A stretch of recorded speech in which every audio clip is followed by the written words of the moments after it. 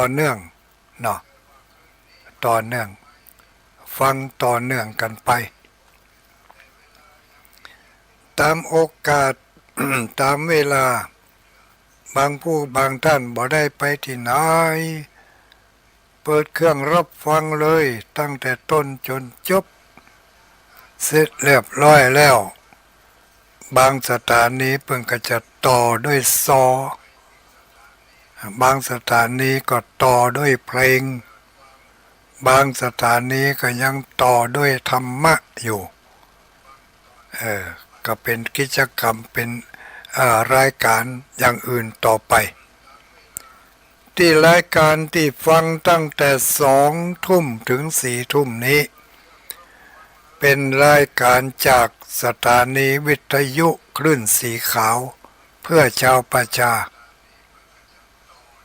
มีพระสงฆ์องค์สังฆเจ้ารับบริหารเวลาหมุนเวียนเปลี่ยนกันแต่ละคืนก็บ่ซ้ำเก่าซ้ำเดิมนอกจากว่าบางครั้งบางคืนเจ้าของรายการมีภารกิจบ่อาจที่จะมานำเสนอได้ก็อาจจะขอตนอื่นที่เปิ้นพอที่จะมีเวลามาบริหารมาทำคุณค่าให้แก่เวลาเที่ต่างสถานีเพิ่นได้ถวายให้กับพระสงฆ์องค์เจ้าของเฮาก็ญาติโยมทั้งหลายฟังกันไปที่ท่านทั้งหลายได้ฟังอยู่ในเวลานี้นั้นที่กำลังฟังอยู่ที่ได้ยินเสียงแหบๆนี้เป็นเสียงของตุลุงดอยมีชื่อว่าตุลุงดอยอยู่นิวาสสถานในวัดอรัญญวิเวก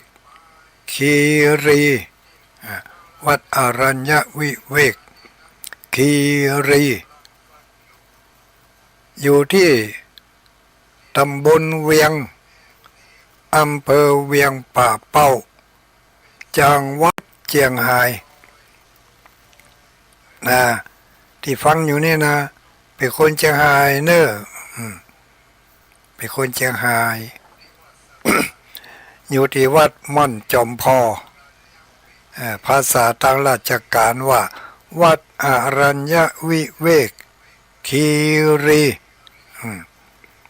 ภาษาเจ้าบ้านห้องว่าวัดม่อนจอมพอหรือคนใกล้ๆนี่ก็ห้องชื่อสั้นแถมน้อยตุลุงดอยตุลุงวัดม่อนถ้าวัดม่อนนี่ที่จริงมันก็มีหลายม่อนนะที่เวียงป่าเป้าเนี่ยมีหลายม่อนเหมือนกันตั้งเหนือนี่ก็มีม่อนนางเหลววัดม่อนนางเหลวม่อนนางเหลวนี่ตั้งอยู่ที่ตำบลสันสลีเป็นม่อนนางเหลวม่อนนางเหลวแล้วก็มีม่อนอย่างเดิม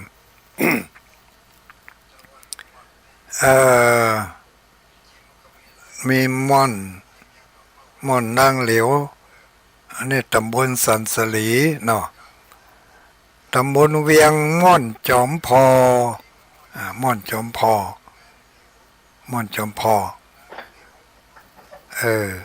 แล้วก็มีวัดอยู่บนดอยเหมือนกันอันนั้นเพิ่นมาเรียกว่าเพิ่นมาห้องว่าม่อนส่วนมากแล้วจะห้องกันว่าวัด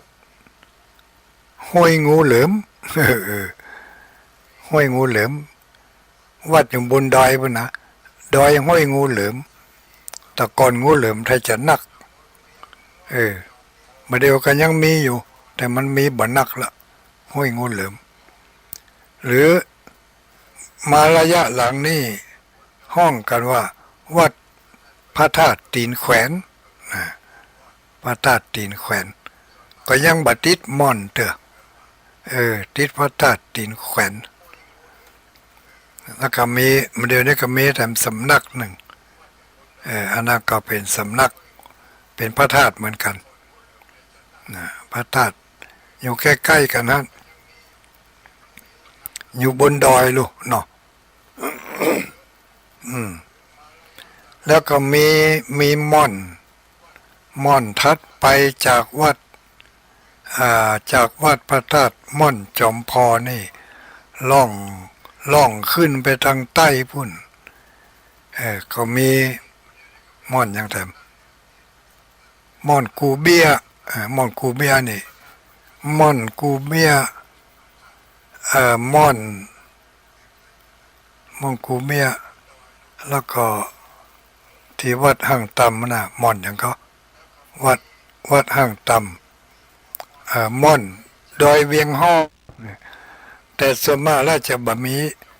มีนำหน้าว่าม่อนแต่มันจะอยู่สูงอยู่บนดอยเหมือนกันดอยพระธาตุดอยเวียงห้อเนี่ยเนาะอันนี้อยู่ตำบลปางยิ้วตำบลเวียงกาหลงมีพระธาตุดอยกูเบี้ยเนี่ยดอยกูเบี้ยอันนี้อยู่บนดอยเนาะตำบลเวียงกาหลงตำบลบ้านโป่งข้ามไปตำบลบ้านโป่งนี่อันนี้ม่อนใบหินหลวงอันนี้กำลังน่องใหม่เนาะม่อนมะหินหลวงเพราะว่ามันมีใบหินก้อนใหญ่อยู่หิมหุ่นตางนั่นเพิ่งก็เอาพระเจ้าพระพุทธรูปไปตั้งไว้บนม่อนบนใบหินหลวงนั่นเป็นสัญลักษณ์ผ่านไปผ่านมาก็ได้ไหว้ได้สาแล้วก็เป็นจุดศูนย์รวมของพี่น้องตำบลบ้านโป่งเทวีกันถึงวันเวลามาก็เดือนเก้าแฮม9 ค่ำเดือน9 แฮม8 ค่ำก็มีการส่งน้ำพระกันว่าจะแปลงศาลาต่อจากท่านน่ะบอกว่าดำเนินการไปถึงไหนแล้วเนาะวันนั้นก็วันทำบุญนั่นก็ได้ปรารภกันว่าจะแปลงศาลาต่อจากที่ท่านมันสั้นไปหน่อยเพราะว่าทุกเจ้าไปกันนักกันหลายก็มีหลายผู้หลายคนรับเป็นเจ้าภาพตุลุงวัดห้างตำรับเป็นเจ้าภาพตุลุงดอยร่วมตัวทำตัวใดลืมแม่ละ2,000 บาทก็หาตุลุงวัดบ้านโป่งเทวีท่านเจ้าคณะตำบล ร่วมตั้ง3,000 บาทนั่นก็มีพระสงฆ์องค์สังฆเจ้าแต่หลายรูปหลายตนบริจาคให้หอมมาแต่มารุนนี่ก็พอดีบัญชีบ่ได้อยู่ในมือพร้อมกันนั้นก็มีท่านสจ.ก็หาเนาะท่านสจ.อะไรวะลืมชื่อไปละสจ.อ้อมอันนั้นก็รับเป็นเจ้าภาพเสาศาลา2 ต้นนะแล้วก็มีจำบ่ได้ละมีไปพล่ำไปเหลือทางบ้านโป่งทีวี มีรับบริหารรับบริหารโดยองค์การบริหารส่วนตำบลบ้านโป่งเทวีเนี่ยเจ้าหน้าที่ขององค์การบริหารส่วนตำบลรับภาระ จะช่วยอำนวยความสะดวกจะช่วยจัดการที่ม่อนใบหินหลวงก็กระตุ้นกระแดมกำเนาะใครอยู่แถวใกล้ๆนั่นจะให้จะหอมก็ อ่าต่อเติมศาลาถ้าได้2 ห้องก็จะแปลง2 ห้องถ้ามันหนักกว่านั้นก็จะแปลงเพิ่มขึ้นไปหนักกว่านั้นทำสถานที่มันมีเพียงพอ ที่จะแปลงได้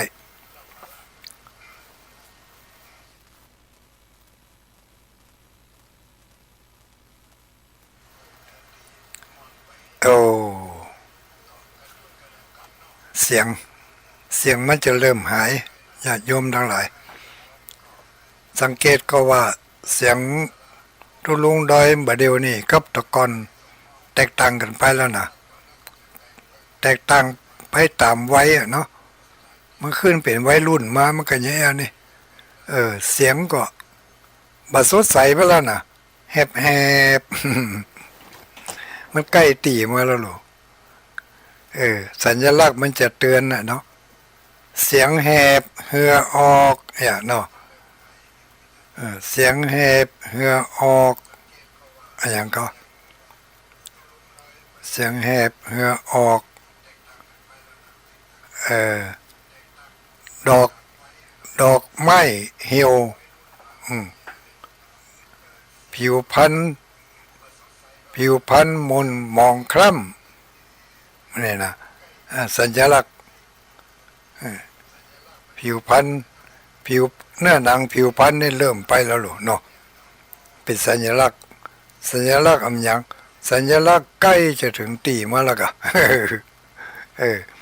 เสียงแหบเหือออกผิวพรรณมนหมองดอกไม้ประดับเหี่ยวแห้งแล้วก็อย่างทำนั้นหลายอย่างอยู่รู้เนาะ5 อย่างนิมิต5 อย่างที่ที่เทวดาจะหมดอายุจากสวรรค์มีนิมิตปรากฏ5 ประการทุลุงจำมาได้เสียงจำได้ก็เสียงแหบเหือออกเสียงแหบเหือออกผิวพรรณมนหมองดอกไม้ประดับตะหมูหน้าห้องหน้าหอเหี่ยวเฉาหมูเนี่ยแล้วก็มีมยังทำนี่ก็จำมาได้แล้วตุลุงอยู่ที่วัดพระธาตุม่อนจอมพออำเภอเวียงป่าเป้าจังหวัดเชียงรายม่อนจอมพอก็เป็นหนึ่งในหลายๆม่อนที่เวียงป่าเป้านี่ตะกี้ได้เล่าไปว่ามีม่อนนางเหลวอยู่ตำบลสันสลีม่อนจอมพออยู่ตำบลเวียงป่าเป้าม่อนมันยังทำม่อนดอยเวียงห่ออยู่ตำบลปางงิ้วม่อนบะหินหลวงอยู่ตำบลบ้านโป่งแล้วก็ม่อนกูเบี้ยอยู่ตำบลเวียงกาหลงม่อนพระเจ้าหลายหรือม่อนพระเจ้าหลวงอยู่ตำบลแม่เจดีเขต1พระธาตุแม่ม่อนพระธาตุแม่เจดีอยู่ตำบลแม่เจดีเขต2น่าเมตตาครับต่อไปตั้งใต้พุ่นมามีม่อนนี่เนาะมาเมียแต่ว่าพระธาตุแต่ละวัดแต่ละวาก็ยังมีอยู่เป็นที่ไหว้สักการะบูชาของแต่ละตำบลไปอันนี้ก็เพื่อว่า มีบางผู้บางท่านอาจจะสดเข้ามาหรือบางผู้บางท่านอาจจะได้ยินเปิ่นอู้เปิ่นจากันถึงวัดม่อนต่างๆที่มีอยู่ในอำเภอเวียงป่าเป้านี่ก็จะได้หู้ได้สักคิดใจอยู่พ่องนี่นะเนาะม่อนนี่อยู่หันม่อนนี่อยู่หันบางทีอาจจะเคยได้มาร่วมกิจกรรมของงานขึ้นวันใหม่กาง งานแต่งงานลูกเบาลูกสาวกาเนาะหรือว่างานขาวดำกาเนี่ยงานฉลองกาเพื่อจะได้สดเข้ามาตังเวียงป่าเป้าลูกเต้าหลานเลนของเขาอยู่ใกล้กับม่อนใดม่อนนั่นได้ยินตุลุงดอยเป็นว่าอยู่รู้ม่อนนางเหลวม่อนจอมพอม่อนพระเจ้าหลายม่อนเวียงฮ้อม่อนกูเบียม่อนบหินหลวงเนาะหลายม่อนนะที่เวียงป่าเป้านี่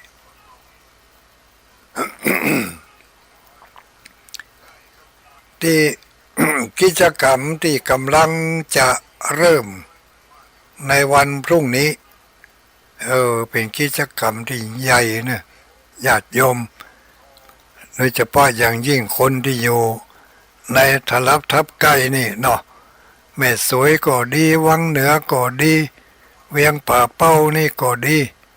หรือว่าต่างถิ่นต่างที่ต่างจังหวัดถ้าจะได้ขึ้นไปเวียงป่าเป้าวันพรุ่งนี้ก็ขอเชิญไปร่วมสนับสนุนในโครงการหมู่บ้านรักษาศีลห้าจะมีพระเดชพระคุณท่านพระผู้รักผู้ใหญ่โดยเฉพาะอย่างยิ่งก็พระเดชพระคุณท่าน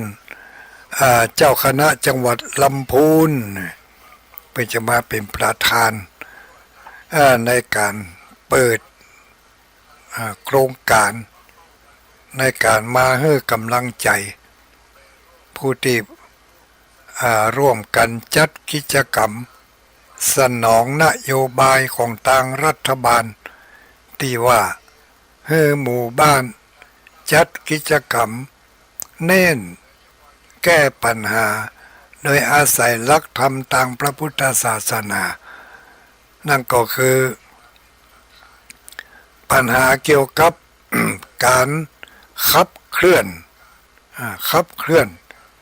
กระชับเข้ามาใกล้ตัวใกล้ใจของหมู่เฮาทั้งหลายทำกันเป็นกิจลักษณะนั่นก็คือโครงการหมู่บ้านรักษาศีลห้านี่เป็นโครงการส่งเสริมคุณธรรมโครงการที่ทางรัฐบาลหันดีหันชอบหันที่ว่าควรสนับสนุนหลักธรรมคำสอนของพระพุทธเจ้าอาศัยศาสนาพุทธเป็นแนวทางในการดำเนินชีวิตจัดให้เป็นรูปเป็นร่างเป็นงานเป็นการขึ้นมาที่จังหวัดเชียงรายในปีนี้ได้เลือกเอาที่อำเภอเวียงป่าเป้าเป็นเป็นเรียกว่าอย่างเป็นจุดประชาสัมพันธ์อีกเนาะจุดประชาสัมพันธ์เชิญชวนให้ได้ทำกันจะต้องทำทุกหมู่บ้านด้วยนะแต่ว่าที่จังหวัดเชียงรายนี่จะได้จัดที่เวียงป่าเป้านี่เป็นกิจกรรมนำร่องไปก่อนนำร่องจังหวัดอื่นเพิ่นก็จัดกันทุกจังหวัดเชียงใหม่ลำพูนลำปางแปรน่านพะเยาก็จัดกันอยู่ทั่วประเทศทั้งซ้ำเนาะแต่ตั้งภาคเหนือของเฮานี่ก็ เน้นๆกันน้อยตื่นเต้นกันน้อยเพราะมันอยู่ใกล้ชายแดนมันอยู่ใกล้ชายแดนก็ทำให้มันเป็นรูปเป็นร่างขึ้นมาวันพรุ่งนี้มีพระเดชพระคุณท่านพระคุณเจ้าหลายรูปหลายตนหลายองค์เนอะที่เพิ่นจะมาร่วมกิจกรรมในการสนับสนุนโครงการหมู่บ้านรักษาศีลห้านี่นะเพิ่นจะเปิดโดยการได้ไป ได้ไปแจ้งข่าวบอกกล่าวพระเดชพระคุณพระผู้รักผู้ใหญ่ที่เพิ่นจะได้มานำมาเป็นองค์จี้องค์นำมาเป็นองค์คือความกระจ่างคือความเข้าอกเข้าใจแก่บรรดาผู้ที่ประพฤติปฏิบัติตามอย่างรายนามของพระเดชพระคุณที่เพิ่นจะมาวันพรุ่งนี้นะพระเดชพระคุณพระเทพปัญญาแล้วก็มีคณะผู้ที่ตามมาด้วยเต็มถ้าท่านมาก็มีพระเทพรัตนนายกนี่เจ้าคณะจังหวัดลำพูนนั่นนี่เนาะแล้วก็พระเทพสิงหวรแล้วก็ผู้ที่ตามมาเต็มท่านนั่นมาก็มีพระเดชพระคุณท่านพระศรีสินละปักเนี่ยพระประหลัดสุวัฒนมงคลสิทธิวัฒน์ท่านพระครูวิบูลย์สุวรรณรัตน์นี่ที่เป็นจะมาวันพรุ่งนี้ถ้ามาก็มีพระเดชพระคุณพระอุดมบัณฑิตพระเดชพระคุณพระราชพระชิละคเนอันนี้เจ้าคณะจังหวัดเชียงรายพระราชวชระคเนแล้วก็มีธรรมพระคุณเจ้าผู้ที่ตามมาตัวเต็มหลายรูปหลายองค์อยู่เนอะ แล้วก็มีไปแถมพระเทพวัชรคเนเสร็จเรียบร้อยแล้วจากนั้นไปเลยพระอุดมบัณฑิตแล้วเนาะพระราชวรคินีแล้วก็พระเดชพระคุณท่าน พระสุมนศาสนกิจพระสุมนศาสนกิจถัดมาก็มีพระเดชพระคุณพระวินัยสาธรนี่พร้อมกับผู้ที่ตามจะมาตัวแต่หลายตนหลายองค์อยู่ถัดนั้นมาก็มีพระโกษัยเนาะพระโกษัยพระโก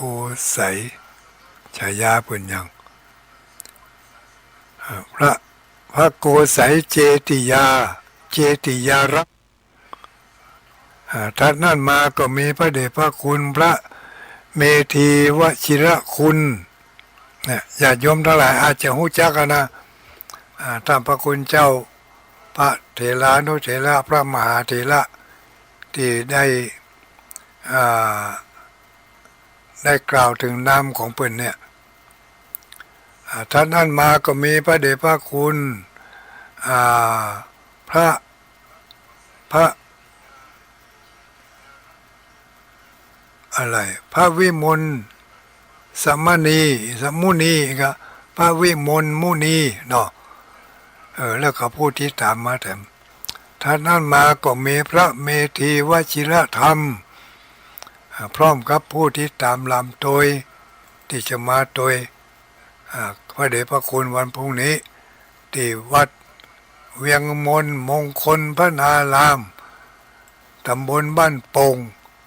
อำเภอเวียงป่าเป้าจังหวัดเชียงราย ที่ตามมาด้วยพระเดชพระคุณพ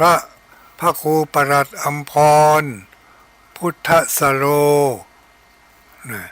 พระเดชพระคุณพระวิสุทธิวัชราภรณ์และพระคุณเจ้าผู้ที่ตามท่านนั่นมาก็มีพระเดชพระคุณไปแถมพระครูกิตติปริยัตินิเวศพระครูโกษัยสุนทรกิจนี่จะมาวันพรุ่งนี้นะญาติโยมไปเตรียมต้อนรับกันนะ ท่านพระครูนิติสุตากรเนี่ยจะมาเยี่ยมโครงการหมู่บ้านรักษาศีลห้าจะมาให้ข้อเสนอแนะเสนอนำอันยังต่างๆเพิ่มเติมท่านนั่นมาก็จะติดตามมาด้วยพระเดชพระคุณท่านพระครูสุวรรณโพธิท่านพระมหาภาคภูมิพัทธเมธีท่านนั่นมาก็มีพระครูหิรันสุภธาดานี่เพื่อจะมาเยี่ยมมาเยือนมาให้กำลังใจมีพระครูท่านพระครูถาวรรัตนรังสีนี่อำเภอดอยสะเก็ดเนาะ มีพระเดชพระคุณพระเดชพระคุณท่านพระครูพิสิทธิ์ปทุมมาวัดนี่มาเดี๋ยวนี้เพิ่นมาแล้วนะเพิ่นไปพักในสถานที่ต่างๆที่ทางคณะสงฆ์อำเภอเวียงป่าเป้าได้จัดให้เพิ่นได้ไปพักเป็นที่พระเดชพระคุณท่านพระครูวิสิทธิ์ปทุมวัดท่านพระครูชัยมงคลพิทักษ์เนี่ยอันนี้ก็จะเปิดเข้ามาแต่เปิดไปพักยังตีพักแล้วแต่บ่ฮู้ว่าพักที่ไหนนะเพราะเป็นจัดไว้ที่พักไว้หลายที่แต่วันนั้นหันชื่อของพระเดชพระคุณท่านพระครูท่านพระครูอย่างนั้น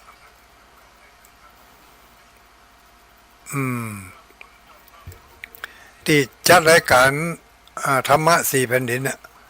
ท่านพระครูอย่าลืมละโอ้วันนั้นหันชื่อกรรมวันนี้บอกว่าชื่อมันไปอยู่ไหน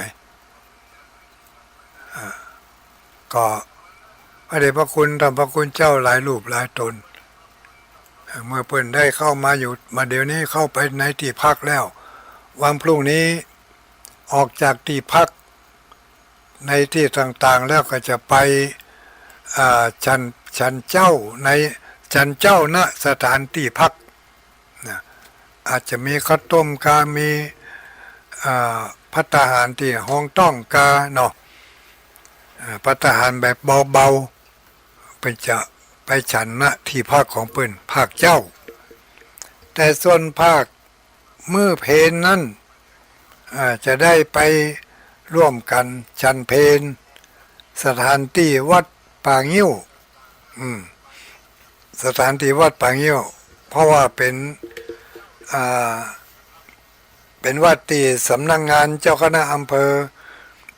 เวียงป่าเป้าตั้งอยู่ที่หั่น ตั้งอยู่ที่วัดป่างิ้วสำนักงานเจ้าคณะอำเภอเวียงป่าเป้าแล้วก็เป็นที่พักของท่านพระครูเป็นที่เป็นที่อยู่ของท่านพระครูเลขาเจ้าคณะอำเภอตะกี้ที่ลืมชื่อไปนั่นคือพระเดชพระคุณท่านพระครูโสพลปริยัติท่านพระครูโสพลปริยัติวันนั้นหันชื่อเพื่อนอยู่นะวันนี้บ่ฮู้ว่าประโยชน์เท่าใดขอบคุณท่านพระครูชลทานถวายนำรายชื่อเพิ่นมาบอกเตือนสติขี้ลืมเนาะอันนี้ก็ วันพรุ่งนี้จะไปร่วมกันฉันเพลที่วัดป่างิ้วถึงมดถึงมวลที่เป็นเจ้าหน้าที่ที่มาจากส่วนกลางและส่วนภูมิภาคเมื่อฉันเพลกันที่วัดป่างิ้วเสร็จเรียบร้อยแล้วก็จะออกเดินทางเป็นทีมเป็นคณะไปยังจุดหมายปลายทางนั่นก็คือที่วัดเวียงมงคลพนารามตำบลวัดเวียงมงคลพนาราม วัดเวียงมนนั่นนะที่มีพระเจ้าทันใจ ลืมชื่อไปฮะพระเจ้าทันใจก็แล้วนะเนาะแล้วก็มีพระธาตุเจดีย์แล้วก็มีมีสกายวอล์กเนี่ยสกายวอล์กเทียมตัวพอวิวทิวทัศน์ในหมู่บ้านที่เป็นหมู่บ้านหมู่บ้านอย่างที่เขาห้องกันสมัยปัจจุบันนี่หมู่บ้านโคกหนองนาเนาะจะได้ยื้อพอหมู่บ้านโคกหนองนาแล้วก็ กิจกรรมครั้งนี้ก็จะไปเยี่ยมด้วยนะไปเยี่ยมไปพอไปคอยจะปาท่านพระคุณเจ้าทั้งหมดทั้งมวลนี่ไปเยี่ยมพอหมู่บ้านโคกหนองนาหมู่บ้านเกษตรเพราะว่าจัดเข้าอยู่ในหนึ่งในโครงการหมู่บ้านรักษาศีลห้าหมู่บ้านรักษาศีลห้านี่ต้องเป็นหมู่บ้านที่มีหมู่บ้านที่มีคุณธรรม5ประการเมื่อมีศีลห้าก็คืองดเว้นเนาะก็ต้องมีคุณธรรม5ก็คือข้อควรที่ปฏิบัติหมู่บ้านบ้านโครงการหมู่บ้านโคกหนองนาอันนี้ก็จัดเป็นหนึ่งในโครงการหมู่บ้านศีลห้าหมู่บ้านธรรมห้าเมื่อเว้นจากการประพฤติบดีทางกายกรรมบ่ไปทำอาชีพที่มันบ่ถูกต้องที่เรียกว่ามิจฉาชีพนะไม่ได้ไปทำมิจฉาชีพก็มาประกอบสัมมาชีพประกอบสัมมาชีพสัมมาชีพก็คือการหาเลี้ยงชีวิตในทางที่ดีที่งามที่ถูกต้องตามคันลองของธรรมทางหน่วยงานหลายๆหน่วยงานก็มีการเสนอแล้วก็นำร่องโดยการจัดให้เป็นหมู่บ้านโคกหนองนาเข้าท่าดีนี่อธิบายบนไปยานะแต่บ่แต้มหูบ่ได้หัน บ่ได้หันโครงการยังเป็นกิจลักษณะแต่บอกไปตามความเข้าใจว่าหมู่บ้านโคกหนองนาก็คงจะเป็นหมู่บ้านที่หันมาดำเนินชีวิตในทางที่ถูกต้องเนาะเป็นสัมมาอาชีพหาเลี้ยงชีพในทางที่ถูกมีอย่างพ้องก็มีการทำด้านการเกษตรก็อยู่ในหันหลายเกษตรลูกเกษตรพืชเกษตรผักเกษตรสัตว์เกษตรอย่างทำไม่หลายเกษตรเนาะก็รวมแล้วก็คือเป็นงานเกษตรที่เป็นสัมมาอาชีพสัมมาอาชีพสัมมาชีพเพราะเอาสระอานะไปเปาะกับหมอม่าไว้ฮะก็เป็นสัมมาชีพก็คืออาชีพที่ดีที่งาม อาชีพที่ถูกต้องเป็นอาชีพที่บาเบียดเบียนตัวเก่าบาเบียดเบียนคนอื่นให้ได้รับความเดือดเนื้อร้อนใจบ่เป็นอาชีพที่สร้างปัญหาให้แก่สังคมชุมชนนี่จัดเข้าอยู่ในโครงการหมู่บ้านศีลห้าหนึ่งในจำนวนศีลข้อที่2ก็คือเว้นจากการลักเล็กขโมยน้อยเว้นจากการ จุไล่หลอกลวงเว้นจากการทำอาชีพที่สร้างความเดือดร้อนให้กับชุมชนต่างๆโดยการมาทำอาชีพที่ดีที่งามที่เหมาะสมตามกำลังของตนบ่ว่าจะเป็นคนเฒ่าคนแก่คนหนุ่มคนกำย่อมจะทำได้ อาชีพ ถ้าบอกเป็นอาชีพก็เอาเป็นงานอดิเรกงานอดิเรกนี่คืองานอะไรอย่างถ้าจะว่าภาษาของเฮานี่ก็คือ งานแก้ง่อมอุ้ยอุ้ยงานอดิเรกนี่คืองานแก้ง่อมนะอย่างหมูที่หมูที่เกษียณอายุมาแล้วเนาะทางราชการเปิ่นบ่เอาไปเปิ่นบ่เอาไปรับใช้แล้วเปิ่นบ่จ้างเนี่ยการงานราชการแล้วทีนี้ตัวเองทำงานราชการมาเมื่อนานในเมื่อเปิ่นเลิกจ้างแล้วก็จะง่อมกะเนาะโอ้ง่อมบ่ฮู้จะไปทางใดจะไปรับจ้างเก็บบะลำไยเนอะเขาก็บ่จ้างอ่ะที่จริงจัดใครไปรับจ้างแต่คนที่จ้างมันบ่จ้างเพราะมันว่าจะได้มันถือว่าเฮานี่เป็นผู้ที่มีศักดิ์มีสีมีเกียรติยศมีชื่อมีเสียงเป็นคนมีหน้ามีตาเมือนนานมาแล้วไอ้น่ะถึงเวลานี้เปิ่นออกจากราชการมาแล้วไปสอบรับจ้างเขาหมู่นั้นเขาบ่จ้างเขาบ่เอาแล้วในเมื่อบ่ได้ยากการยากงานทางนั้นแล้วตัวเองบ่มีงานอื่นมารองรับไปขอรับจ้างไหนไปก็บ่จ้างก็เกิดความว่าเวว่าวุ่นก็ต้องหางานให้มันทำงานนั้นเรียกว่างานอดิเรกงานอดิเรกงานอดิเรกก็คืองานแก้ง่อมแก้เหงาเป็นงานจิตอาสาที่ไม่หวังผลกำไรเป็นงานแก้ง่อมแก้เหงาเช่นว่าปลูกต้นไม้ปลูกดอกปลูกดวงเอาหญ้าเอากงทำหมู่ตารางกลางควงนะจัดแปลงนั่นแปลงนี่ที่หัวมีหัวทางด้านอิเล็กทรอนิกส์ก็แปลงทางด้านอิเล็กทรอนิกส์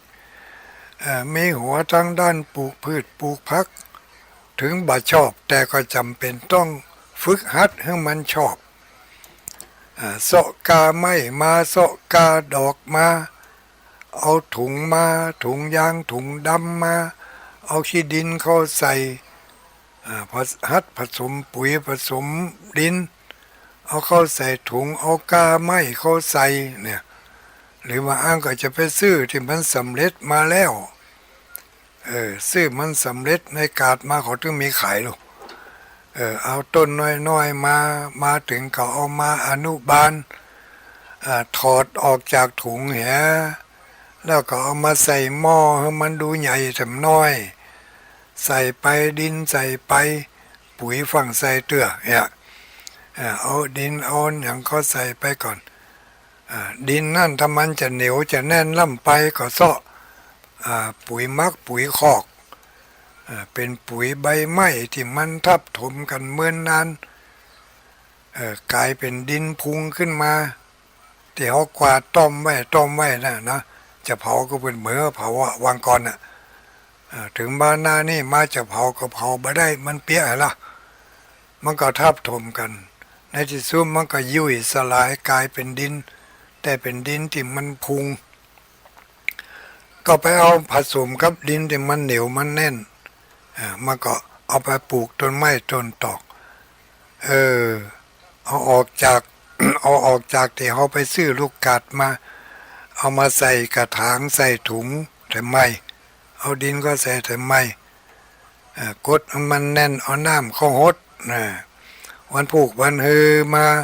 พอมันก็ปงดอกปงยอดขึ้นมาดีอกดีใจใครยะอย่างอื่นทำก็ไปยะทำก็แก้ง่อมแก้เหงาได้ดีนะเป็นงานดีเล็กอุ้ยลองยะพอเด้อลองยะพอหมู่ที่เปิดยะแล้วนะเพิ่นม่วนนะเชื่อลองไปถามพอกะอันลูกหลานนะมันบ่เข้าใจอุ้ยบ่ต้องยะหยังนอนอยู่หันเฉยๆจะมีสตางค์ฮือใครอยากกินหยังจะซื้อมาฮือขอจะไปยะการหรอมันบ่ฮู้ขี้มันหยังวันหน้าก่อนมันจะฮู้กว่ามันจะฮู้มาไม่อุ้ยปอไปให้แซ่บเนี่ยกว่าจะฮู้สึกตัวมาแต่รู้แตะก่อนเขาบอกให้ปออุ้ยไม่อุ้ยบ่ให้ยะการยะงานนี่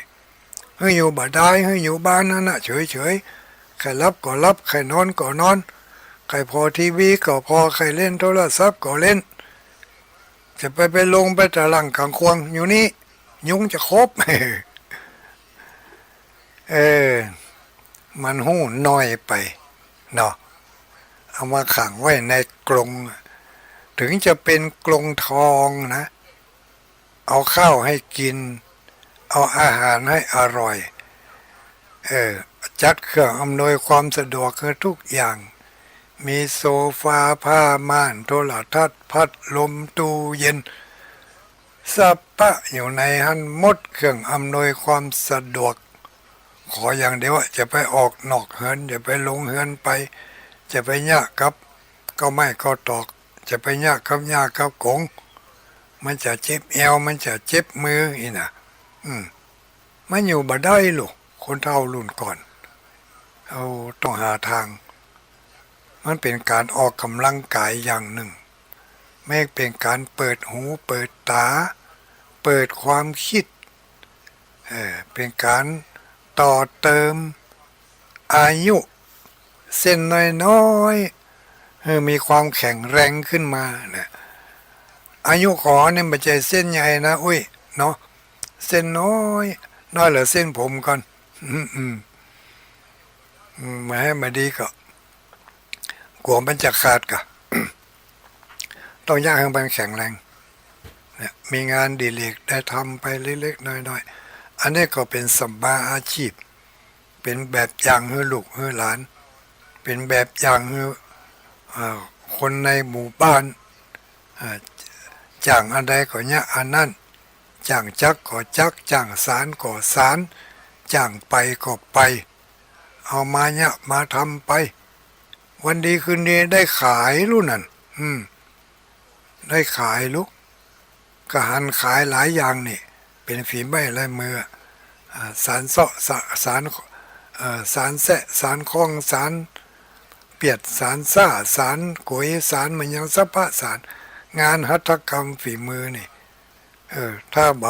บาดเนี่ยไว้ต่อไปหายเมื่อหายไปแล้วปุ่นถ้าใครเฮียนไปเข้าในมหาวิทยาลัยบุญโอ้จะมาเฮียนกับป่อแม่กับอุ้ยกับหลานนี่กับอุ้ยกับป่อนี่บ่เมียเปิ่นไปแห่งหมดแล้วอย่างตัวหนังสือนี่กะตัวหนังสือเมืองเนี่ย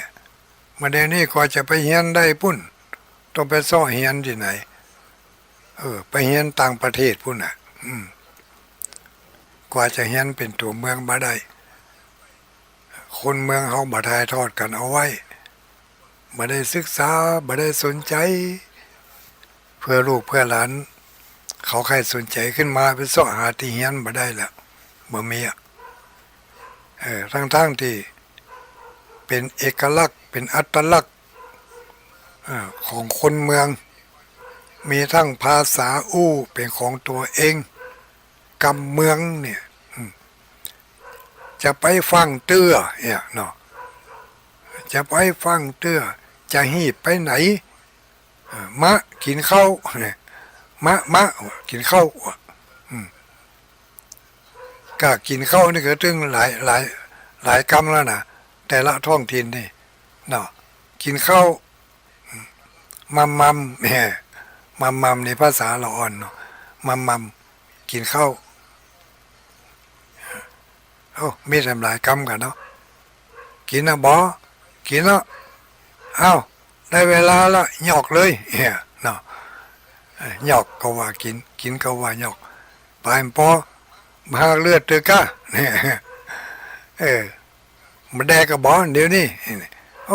กะกินข้าวนะเราคือใจว่าเราไม่หลายกำนะ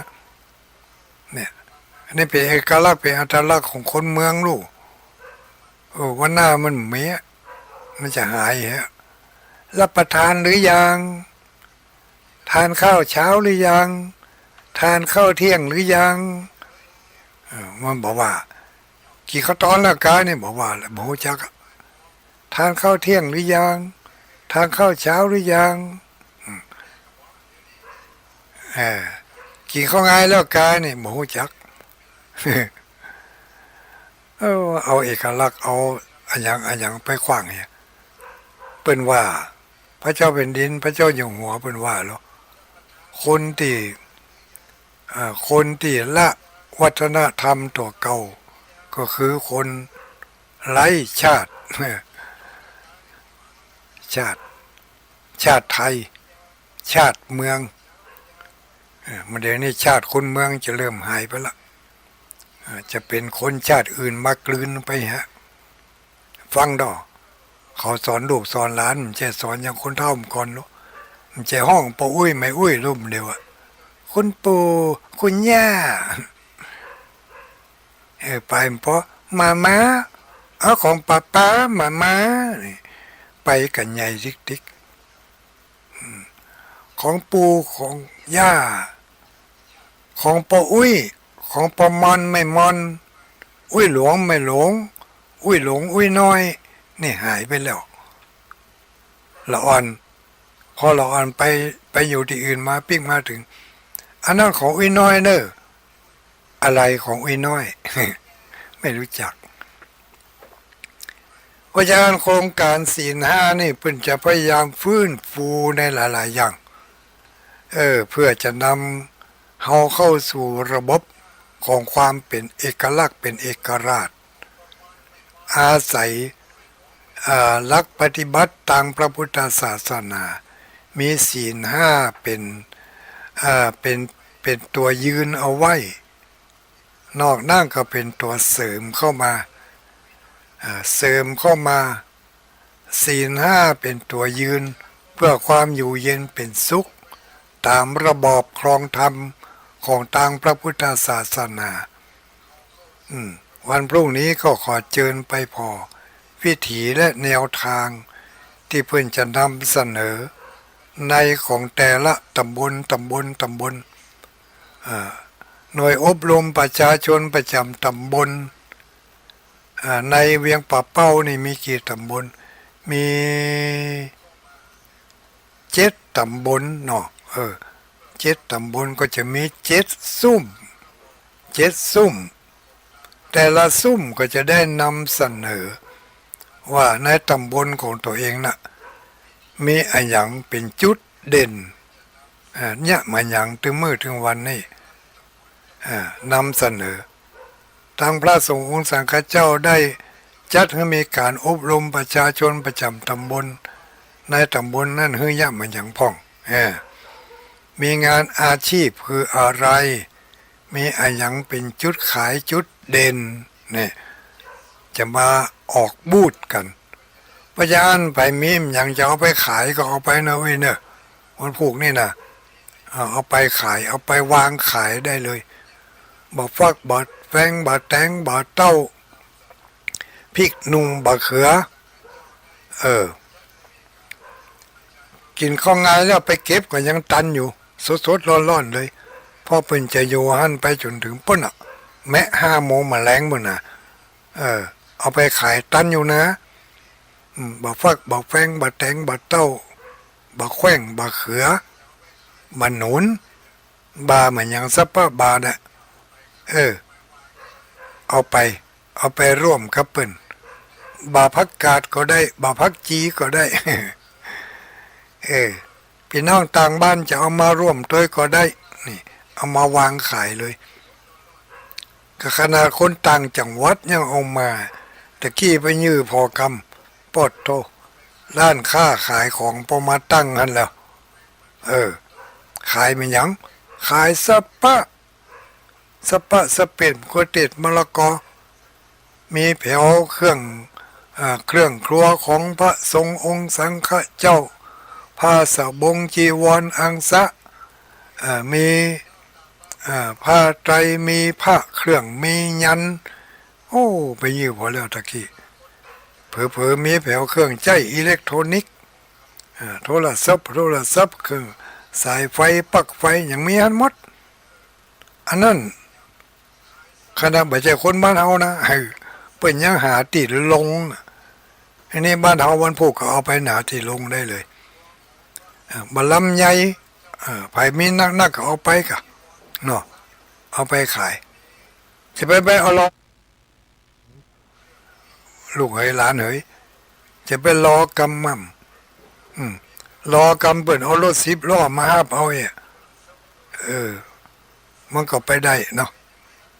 เอาไปขายกำย่อยกำย้ำนี่นำเสนอดูแกนใหญ่ๆขายถูกๆขอให้ได้ขายเอาถูกไปก่อนแล้วก็ไปพอได้บุญด้วยนะบุญตัวเนี้ยจะก้ำหนุนเขาจะไปช่วยไปเสริมไปเนี่ยให้เขามีความอยู่เย็นเป็นสุขขึ้นมาเพราะเขาเอาบุญของเขาไปต่อเอาบุญมาเอาแม่เล็กไปหล่อเอาเล็กมาเอาความดีไปล่อเอาบุญมา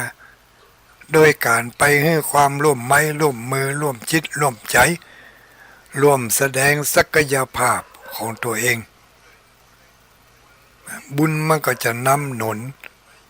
เปิ้นตึงว่าลูกบุญนี่มันบ่พอบ่หันนะแต่ว่ามันมีพลังมีอำนาจนะมีพลังมีอำนาจบุญน่ะอย่างที่ทุลงว่าไว้ตะเกียเนาะยานิกะโรติปุริโสตานิอัตตานิปัสสติเนี่ยคนทำกรรมใดไว้ย่อมหันกรรมอันนั้นในตัวเองใครทำกรรมอันใดไว้ย่อมจะหันกรรมนั้นในตัวเองอย่างวันพรุ่งนี้ถ้าไผ่ไปพอไปกอยไปช่วยยุบช่วยกำช่วยเสิร์ฟช่วยบริการนั่นน่ะเป็นกรรมดีของเฮาก็จะหันความดีว่าตัวเฮานี่ก็บ่ใจย่อยรู้เนี่ยเปิ้นยุบนั่นก็ยุบนั่นเปิ้นเนี่ยนี่เฮาก็เนี่ยนี่ได้ครับเปิ้นเฮาก็เป็นคนหนึ่งรู้ที่สร้างความดีได้คนหนึ่งนะเปิ้นไปเฮาก็ไปเปิ้นแต่งเนื้อแต่งตัวได้เฮาก็แต่งเนื้อแต่งตัวได้เปิ้นนั่งได้เฮาก็นั่งได้เปิ้นฟังได้เฮาก็ฟังได้เปิ้นพอได้เฮาก็พอได้อันยังเฮาก็เหมือนกับคนอื่นเหมือนกับมดมาต้มมาเสี่ยงแสดงว่าถ้าเปิ้นดีได้เฮาก็ดีได้นี่ถ้าเปิ้นมีบุญเฮาก็ต้องมีบุญได้เพราะว่าญาณิกะโรติปุริโสตานิอัตตานิปัสสติคนทำกรรมอันใดไว้ย่อมจะหันกรรมอันนั้นเป็นของตัวเอง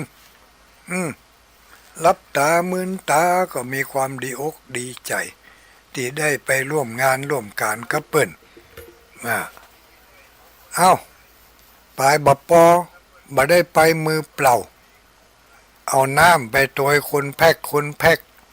ก็ได้บุญได้ความจุ่มเย็นจุ่มเนื้อเย็นใจเอาน้ำไปหอมเปิ้นมาต้องเอาไปนักเอาไปคนแพ็ก10 คนก็10 แพ็กแล้วแต่ละแพ็กนั้นมีกี่ขวดเนี่ยก็บริการได้กี่คนแล้วเนี่ยทำบุญถ้าจ้างเนี่ยจ้างทำมันถึงได้ลูกมันจะจ้างเนี่ยจ้างทำมันถึงได้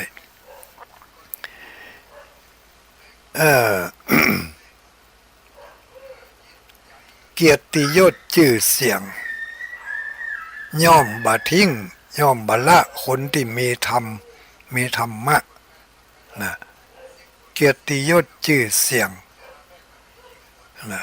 หรือว่าความอบอุ่นย่อมบ่ละทิ้งผู้ที่ตั้งอยู่ในธรรมในคุณธรรมต่างๆในคุณธรรมอะไรอย่างความเอื้อเฟื้อเผื่อแผ่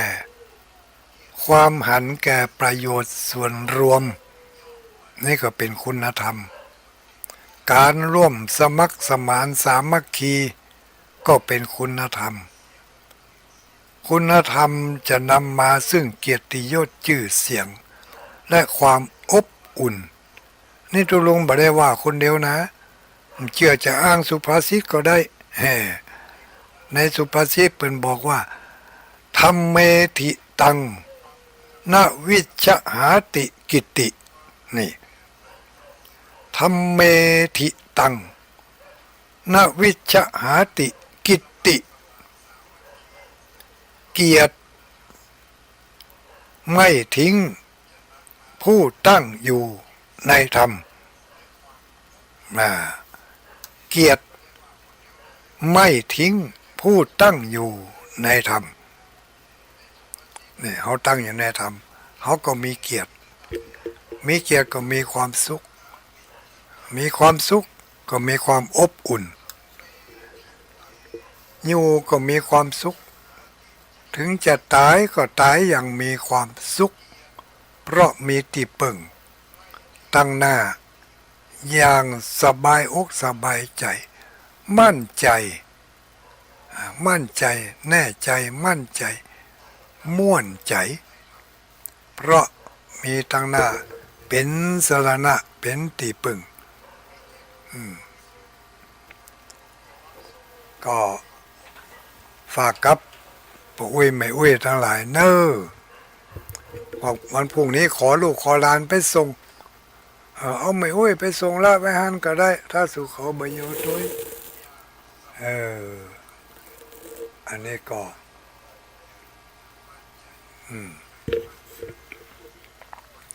เป็น เป็นทีมหมู่เฮาทั้งหลายควรจะให้การสนับสนุนโดยการไปร่วมกิจกรรมกับเปิ้นอย่างบัดตันเลยแหงกับไปแต่งเนื้อแต่งตัวให้มันดูดีก็ไปได้เลยก็ชื่อว่าไปร่วมงาน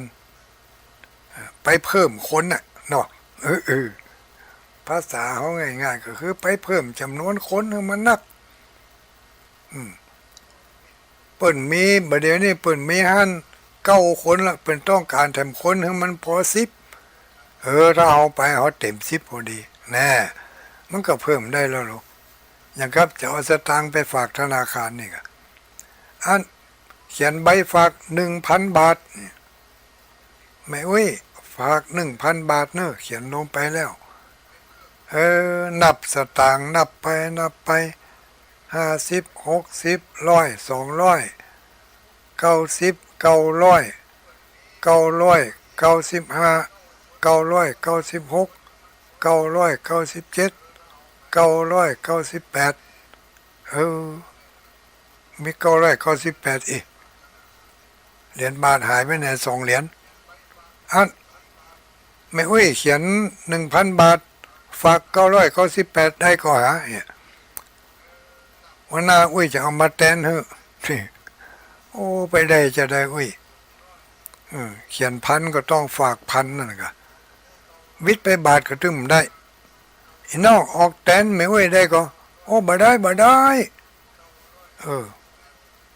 ต้องเอามาต้องฝากให้มันเต็มวิทย์ไปบาทเขาก็ถึงมาฝากต้องฝากตามจำนวนที่เขาเขียนลงไปแสดงว่าสตางค์2 บาทหรือว่าสตางค์1 บาทก็มีความหมายที่สุดถ้าจะให้มันเต็มต้องฝากให้มันเต็มตามจำนวนวันพรุ่งนี้ที่วัดเวียงมงคลพระนารามต้องการจำนวนผู้คนหลายคนต้องการน้ำหลายขวดต้องการอาหารหลายถ้วยหลายจานต้องการอะไรอีกหลายอย่างไผ่มีอย่างก็ไปนำไปได้เลยผลหมากหลากไม้ของกล้าของขายของแจกฟรีเอาไปบริการกันที่วัดเวียงมงคลพระนารามเป็นจัดกิจกรรมงานส่งเสริมหมู่บ้านรักษาศีล 5ที่จริงมันเป็นกิจกรรมของหมู่บ้านแต่ไปยืมสถานที่วัดเป็นที่จัดอาศัยวัดเป็นปีเลี้ยงให้คำแนะนำบอกกล่าวเพราะว่าอย่างเวลาจะรับศีลก็ต้องรับ ที่เขาไปทำบุญรับศีลห้าเนอนะก็ทุกเจ้าก็นำนะโมตัสสะพุทธังสรณังธัมมังสรณังสังฆังสรณังปานาทิปาตาเวรมณีก็ว่ากันไปตามนั้นเพราะฉะนั้นวัดในประเทศไทยนี้เป็นเพียงสถานที่ที่จัดกิจกรรมรณรงค์ให้หมู่เฮาทั้งหลายรักษาศีลห้าเพื่อช่วยกันแก้ไขปัญหาที่เกิดขึ้นในหมู่บ้านและชุมชนต่างๆถึงมื้อถึงวันนี้ถ้ามีโครงการหมู่บ้านรักษาศีลห้าขึ้นมาก็จะผ่อนเบาบรรเทาความโหดร้ายทั้งหลายลงได้บัดนักก็น้อยเขาลงนั่นลงโดยการช่วยกันสืบสารช่วยกันสนับสนุนเพื่อจะลดปัญหาศีลข้อที่หนึ่งก็คือการมีจิตใจโหดเหี้ยมโหดร้ายทารุณบ่มีความสำนึกในบุญในคุณของผู้ที่มีบุญมีคุณผู้เป็นพ่อเป็นแม่เป็นอุ้ยถึงเมื่อถึงวันนี้หมู่เยาวชนหนูเล็กเด็กแดงทั้งหลายเขามองบ่หันคุณค่าเขามองบ่หันความสำคัญของผู้เฒ่าผู้แก่ปลายบ่ปอซ้ำมีจิตใจโหดร้ายโหดเหี้ยมทารุณไปที่ไหนก็พกมีดพกปืนพกไม้พกอาวุธนัดกันไปตีไปตบไปต่อยกันเป็นตีอย่างใดฮะนี่สังคมโลกเขาถึงมื้อถึงวันนี้เพราะศีลธรรมไม่กลับมาโลกามันจะเริ่มวินาศไปแต่น้อยอยู่บ้านใกล้กันเป็นพี่เป็นน้องกันขอบหัวติดกันก็ยังจะรู้ผิดกันเถียงกันมีอย่างเลยแหงยิ้วหัวเปิ่นไปทั้งปุ่นตัวเองย่อล้อมหัวล่ำเข้ามาอย่างตั้งภาคอีสานมาเดียวเนี่ยเนาะยิ้วหัวเปิ่นเข้ามาว่ะแล้วก็มาลู่เอาหาว่าเป็นเขตแดนก็ใบเจนักนะคนศอก2 ศอกท่านะก็ยังมาจะเอากันอยู่จนได้อันเนี้ยศีลมันหายไปไหนศีลธรรมไม่กลับมาเพราะมันหายไปโลกาจะวินาศเพราะเด็กหนูเล็กเด็กแดงทั้งหลายขาดศีลขาดธรรมขาดการอบรมบ่มเพาะให้มีความอ่อนน้อมถ่อมตัวให้มีความกตัญญูกตเวทิตาลูกหลานเฮาถึงมื้อถึงวันนี้มันบ่ได้ใหญ่กับเฮาเหมือนกับครอบครัวสมัยก่อนที่เหมือนกับพ่อไก่แม่ไก่ต้องเลี้ยงลูกเลี้ยงเต้าอยู่ด้วยกันกินด้วยกันมีความสำนึกรู้สึกรับผิดชอบชั่วดีกตัญญูกตเวทีแต่ถึงมื้อถึงวันนี้มันเป็นละอ่อนอยู่นอกกรอบนอกขอบนอกครอบครัวมันไปใหญ่ที่อื่นที่ไกลก็เลยเป็นมีเพื่อนมีฝูงถ้าไปปะใส่เพื่อนดีก็ดีแต่มันน้อยนักไปปะใส่เพื่อนที่บ่ดีก็เป็นมิจฉาทิฏฐิโหดเหี้ยมทารุณลูกบ้านลูกจองมาก็ไปชวนเพื่อนชวนฝูงที่เข้าหากันใหม่ๆปะกันก็ต้องจักชวนกันกลายเป็นหมู่เดียวกันเอาไปเอามามีเรื่องมีราวกันก็ยกพวกตีกันบุบกันฆ่ากันในหมู่เพื่อนฝูงเดียวกันยังบ่พอปิกมาบ้านมาจองอยู่กับพ่อกับแม่เอาละพ่อแม่บ่มีความสำคัญละเป็นเพียงแต่ผู้ให้กำเนิด ไปมีบุญมีคุณเหมือนอย่างกับลูกกับเต้าน่ะมันไปเหี่ยปุ้นแล้วอุ้ยเฮ้ยแม่เฮ้ยมันเป็นจาสังจาอย่างนั้นก็เลยขาดการควบคุมว่าผู้นี้เป็นพ่อผู้นี้เป็นแม่ผู้นี้เป็นผู้มีบุญมีคุณมันแบบอย่างนั้นละมันถือว่าเป็นหน้าที่นั่นในเมื่อทำให้เราเกิดต้องมีหน้าที่เลี้ยงดูถ้าไม่ทำตามหน้าที่ผิดกฎหมายมันว่าไปปุ้นแน่ เนี่ยขาดการอบรมขาดการบ่มเพาะบ่มฝังก็ตัวไปตัวมันนะกะอย่าอันล่ำเหลือก็แต่ก็จะว่าอย่างอันแต่ก็บ่ได้ตัดความสินเปียงเนาะเฮาเป็นเจ้าพุทธเนี่ยต่างรัฐบาลต่างหน่วยงานหน่วยเหนือของต่างพระสงฆ์องค์สังฆเจ้าจึงได้จัดกิจกรรมนี้ขึ้นมาเพื่อจะเป็นการกระตุ้นเตือนจักจุงล่อเอาหมู่เฮาทั้งหลายเข้าไปหายังโครงการนี้กลุ่มนี้แล้วจะได้ไปหู้ไปหันไปพอไปกอยเปิ่นมีกิจกรรมอย่างใดเปิ่นเนี่ยอย่างใดในการอบรมสั่งสอนให้มีศีลมีธรรม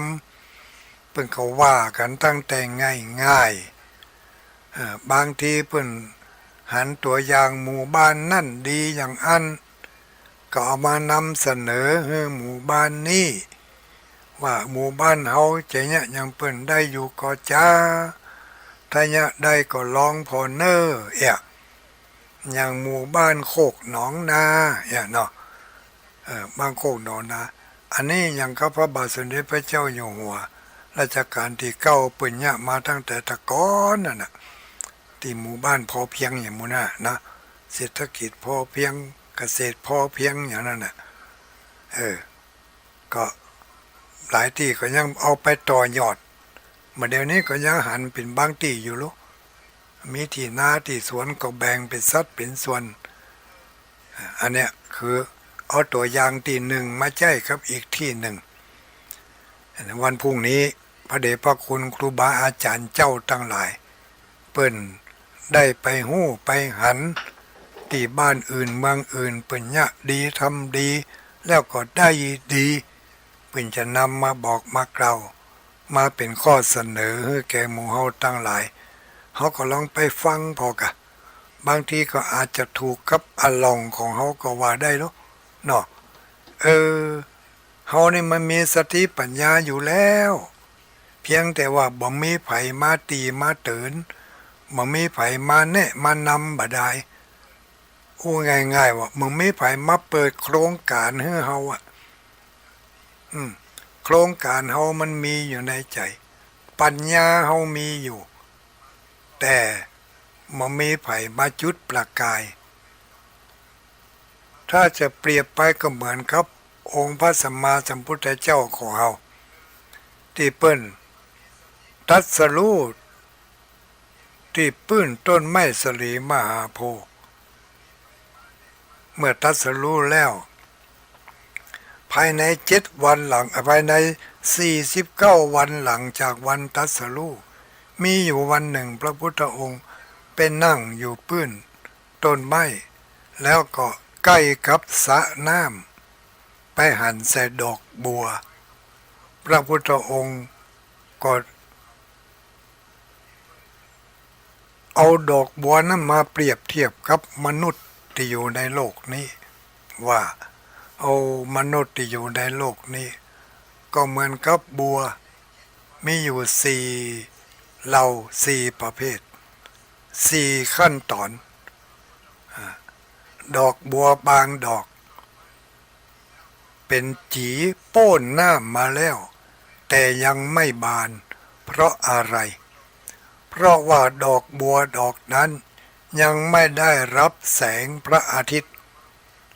ถ้ามีแสงพระอาทิตย์สาดส่องเข้าไปแล้วดอกบัวมันก็จะบานข้อนี้ฉันใดคนบางคนมีปัญญาแต่ว่าปัญญาเอาไปเนี่ยอย่างบ่ได้เพราะยังบ่มีผู้แนะนำปัญญา บ่สามารถที่จะล่วงหู้ได้ว่าความดับทุกข์นั่นเป็นอย่างไรดำเนินด้วยวิธีใดพระพุทธองค์เป็นผู้สัพพัญญูตรัสรู้โดยชอบด้วยพระองค์เองแล้วก็จึงสามารถที่จะทะลุปูโป่งได้เหมือนกับดวงของแสงของดวงอาทิตย์พร้อมที่จะส่องดอกบัวที่พ่นจากน้ำมาแล้วธรรมะของพระพุทธเจ้าเหมือนกับแสงของพระอาทิตย์เมื่อมีผู้จุดประกายแสงขึ้นมาในท่ามกลางของความมืดในเมื่อความมืดมันหายไปเขาก็ย่อมจะหันสิ่งต่างๆถึงแม้ถึงวันนี้เขาอาจจะมีเส้นผมบังภูเขาหรือว่าเส้นผมบังตาอยู่นิดๆหน่อยๆเท่านั้นเองเพียงแต่ว่ามันบ่มีไผมาเคาะเส้นผมนั่นออกเฮาก็จึงบ่ฮู้จึงบ่หันแต่ถ้ามีผู้มานำเสนอแล้วประกายความคิดต่างๆของเฮาก็จะกระจายออกมาได้เหมือนกับที่เฮาฟังเทศน์ฟังธรรมถึงมื้อถึงวันกูค่ำกูคืนนี่เช่นเดียวกันทุกเจ้าแต่ละตนแต่ละองค์เพิ่งก็ไปจำมาจำเอาบทเรียนต่างๆมาแล้วก็เอามานำเสนอก็มาบอกให้กันเป็นอย่างความจริงหมู่เฮาทั้งหลายญาติโยมทุกคนสติปัญญามีอยู่แล้วแต่อาจบัดตันได้กึดถึงข้อนี้ก็ว่าได้เนาะเมื่อบัดกันได้กึดถึงข้อนี้ก็มีทุกเจ้าก็เป็นผู้บอกคือกึดอย่างอีกาอุ้ยเฮ้ยอย่างที่ทุลุงจังว่าเนาะยัญจะกะโลติกาเยนะวาจายะอุทธเจตัสสาตังหิตัสสะสกังโหติตัญจะอาทายะคัจฉติกึดอย่างอีกาอุ้ยกึดอย่างใดกรรมใดที่ทำไว้ด้วยกายก็ดีด้วยวาจาก็ดีด้วยใจก็ดีกรรมนั่นแหละย่อมจะเป็นสมบัติของเขาซึ่งเขาจะพาเอาสมบัตินั่นไปสู่ปรโลกไปหน้าเนี่ยทุลุงต่อคนเดียวเนอะกรรมคือสมบัติของเราแล้วกรรมตัวนี้ก็จะเป็นสมบัติพาเราไปเกิดในภพหน้าถ้าเราทำทานบ่อยๆกรรมของการให้ทานจะพาเราไปเกิดในตระกูลที่เปิ้นมั่งมีสีสุขมีเงินมีทองมีข้าวมีของถ้าเรามันรักษาศีลมันเข้าใจในเรื่องศีลมันสนับสนุนในโครงการศีลห้ากรรมตัวนี้ก็จะเป็นสมบัติติดตัวเราไปเกิดแล้วจะยากให้เรามีสุขภาพร่างกายสมบูรณ์บ่มีโรคภัยไข้เจ็บมาเบียดเบียนถึงจะมีก็มีเล็กมีน้อยกินยกกินยาก็ปันห่มปันหายกินยาปากเดียวหายเลยถ้ามีกรรมนักกินยาไปเปิ่นกิน10 วันเปิ่นหายตัวเองกินเดือนหนึ่งยังบ่หายตัวแสดงว่ายาบ่ถูกโรคถึงบางทีถูกโรคแต่วิบากกรรมมันยังบ่หายตัวเพราะมันยังบ่ถึงอายุที่จะต้องหายก็ยังบ่หายต้องทะลงวิบากต่อไปเพราะตัวเองได้ผิดศีลมาก่อนกรรมมันเป็นสมบัติเพราะไม่รักษาศีลเป็นสมบัติติดตัวเฮามาติดวิญญาณมาถึงภพนี้ชาตินี้ก็ต้องได้รับวิบากของมันก็คือความทนทุกข์ทรมานสมบัตินะกรรมที่ทำด้วย กายทำด้วยวาจาทำด้วยใจเหล่านี้แหละจะเป็นสมบัติของเฮาถ้ามันไหวพระหับศีลมันฟังเทศน์ฟังธรรมมันเจริญเมตตาภาวนาอันนี้ก็จะเป็นสมบัติติดตัวติดใจติดวิญญาณพาให้ไปเกิดในภพหน้าภพใดชาติใดก็จะเป็นคนที่มีสติดีปัญญาดีมีความเข้าอกเข้าใจอันยังต่ออันยังได้ง่ายมีความเหียนหู้ตัวหู้ตันหู้กันหู้แก่หู้แพ้ชนะหู้อภัยหู้ลูกหู้ตันเล่ตันเหลี่ยมบ่มีไผมาหลอกมาต้มมาตุนได้ตกเบี้ยเสียของจะกล้าจะขายจะทำให้ใส่สวนก็มีช่องมีทางหันอนาคตตั้งหน้าตัวเองว่าทำอย่างนี้จะต้องได้อย่างนั้นทำอย่างนั้นต้องได้อย่างนั้นเพราะมีสติปัญญาก็โดยการไปร่วมกิจกรรมกับเปิ้นนี่แหละไปต่อเติมเพิ่มพูนสติปัญญาแล้วก็ไปไหว้พระด้วยเปิ้นฟังเทศน์ฟังธรรมด้วยเปิ้นมาค่ำมาคืนก่อนจะรับจะนอนก็ท่องคาถาเขาไว้พุทโธเสโธติโลกัสสมิงสปะสัตตานังถ้ามันยาวไปก็พุทโธเมนาโถธัมโมเมนาโถสังโฆเมนาโถมันยังยาวไปอยู่ก็หายใจเข้าพุทหายใจออกโธหายใจเข้าพุทหายใจออกโธถ้ายังคิดว่ามันยังยาวไปอยู่ก็มันต้องอย่างอ่ะรับไปเถอะอันนี้สร้างบุญเนี่ยมันไม่ใช่ยากเพียงแต่ว่าเฮาฮู้วิธีต้องฮู้วิธีถ้าฮู้วิธีแล้วมันก็ง่ายเนาะหมู่เฮาตั้งหลายปู่อุ้ยแม่อุ้ย ไปลืมเนอะหมู่ที่อยู่กิมอยู่ใกล้ไปได้มาได้ก็ขอเชิญไปร่วมกันไปพอไปกอยสนับสนุนกิจกรรมโครงการหมู่บ้านรักษาศีล5ลองไปพอแล้วเป็นยังจะมีครูบาอาจารย์พระสงฆ์องค์เจ้าพระเถระมหาเถระเป็นจะมาให้ข้อคิดนำเสนอแนะวิธีให้เราที่จะได้มีความสุขความสบายในปรโลกไปหน้าในการประกอบสัมมาอาชีพจะได้จะช่วยกันลดปัญหาความโหดร้ายรุนแรงในสังคมมนุษย์ให้กลับกลายมาเป็นดีเหมือนแต่เก่าแต่หลังลูกเต้าหลานเหลนเยาวชนจะจุงเขาจักเขาให้มีคุณธรรมมีความโอบอ้อมอารีเอื้อเฟื้อเผื่อแผ่ให้มีความกตัญญูกตเวทีต่อพ่อต่อแม่จะได้บ่เป็นคนที่เลี้ยงมาบ่เสียเข้าสุขเสียเข้าสารได้เป็นที่จังที่ปึ่งยามเท่าชะแลแก่ชรามา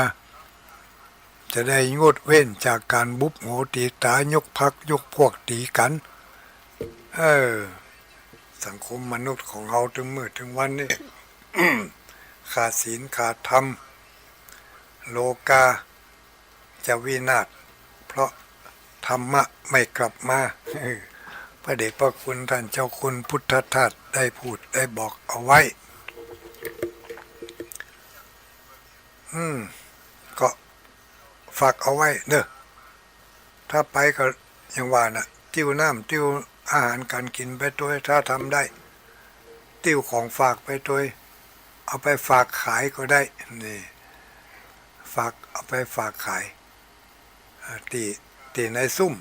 ต่างๆของแต่ละตำบลไม่อุ้ยจันอ้อมถั่วเน่าไปตัวเนอะถั่วเน่าเมื่อเอาไปฝากขายด้วยเอาไปขาย แม่อุ้ยนี่แม่อุ้ยยังแม่อุ้ยจันเนาะ แล้วแม่อุ้ยคนอื่นเหรอมีอย่างมีไปแถมนี่ที่ว่ามานี่แม่แอดแม่แอดลำปางเอาอย่างมาฝากขายเอาอย่างมากระเดนเนอร์แม่อุ้ย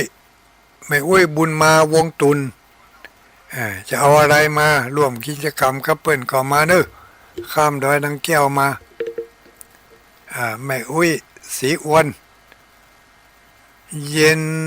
เย็นช่ำคือน้ำฟ้าเย็นล้ำค่าคือน้ำใจเอโลเย็นช่ำคือน้ำฟ้าเย็นล้ำค่าคือน้ำใจแม่อุ้ยสีอ้วนฝากมาวันพรุ่งนี้ก็ไปเย็นช่ำเลยเนอะด้วยน้ำฟ้าพระครูทำพระคุณพระครูอย่างไรพระครูโสพลกิตตินิวิทย์มีอะไรฝากมาวันพรุ่งนี้ก็ไปร่วมกันที่โครงการต้อนรับพระมหาเถระผู้จะมาให้ข้อเสนอแนะในการดำเนินชีวิตในทางที่ถูกที่ชอบตามคันลองของธรรมของพระพุทธศาสนาพรุ่งนี้ที่วัดเวียงมนมงคลพระนารามทัดมาแม่อุ้ยจงดีจะเอาบัลลัมใหญ่ไปเนอมัดละ25 สตังค์หลวงตามาฮับเอาเนอจ่ายค่าน้ำมัน20 บาทเมืองฝางไปตู้ได้ก่อเจ้ามาเลยมาขี่ข้าวตอนไปก็ได้หรือว่าจะขี่ข้าวตอนลูกบ้านพูดมาก็ได้ตันอยู่แม่อุ้ยเมืองฝางถ้าสะดวกสบายถ้าสะดวกก็มาดูแม่อุ้ยจงดีไปแป่งขนมครกลังพึ่งได้ก่อหลวงตาในนามของพี่น้องอำเภอเวียงป่าเป้าขอต้อนรับพี่น้องบ้านวัดพระพุทธบาทอุดมน้ำบ่อสาววาถ้าเปิ่นพร้อมก็มาได้เลยเนอะพี่น้องเวียงป่าเป้ายินดีต้อนรับสถานีวิทยุเปิ่นปิดไปเห็นแล้วไม่เป็นไร ฟังที่อย่างก็ฟังที่ไหนก็อุ้ยแม่อุ้ยมันมีแห่งสถานีนะใกล้ๆนั่นแหละใกล้ๆกับเป็นสถานีแม่อายก็แม่อายก็ใช้ประการอย่างนี้อันนี้ไผนี่แม่น้องสันกำแพงมันพูกมาร่วมด้วยเนอะแม่น้องเนอะมีกิจกรรมมาร่วมด้วยก็ได้แม่อุ้ยจงดีปุ้น